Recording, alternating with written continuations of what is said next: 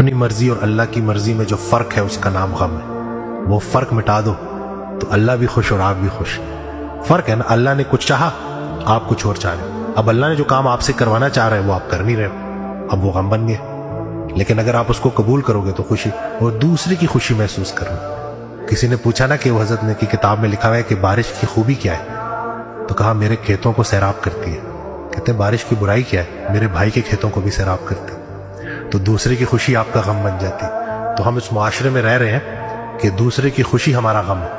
اگر دوسرے کی خوشی ہماری خوشی بن جائے نا تو ہمارے غم بھی ختم ہو جائے. فرق صرف اتنا, نیکی کا ریوارڈ آخرت میں تو ملے گا, لیکن اللہ کے لیے کی گئی نیکی کا سب سے بڑا ریوارڈ یہ ہے کہ جب آپ کسی کے ساتھ نیکی کر رہے ہوتے ہو نا اور وہ آپ کو دعائیں دے رہا ہوتا ہے, اس سے جو سیٹسفیکشن آپ کو ہوتی ہے دنیا کی کسی چیز سے نہیں ہوتی. اس کے مقابلے پہ دنیا کی کوئی مرسیڈیز نہیں آ سکتی, دنیا کا کوئی مرتبہ نہیں آ سکتا.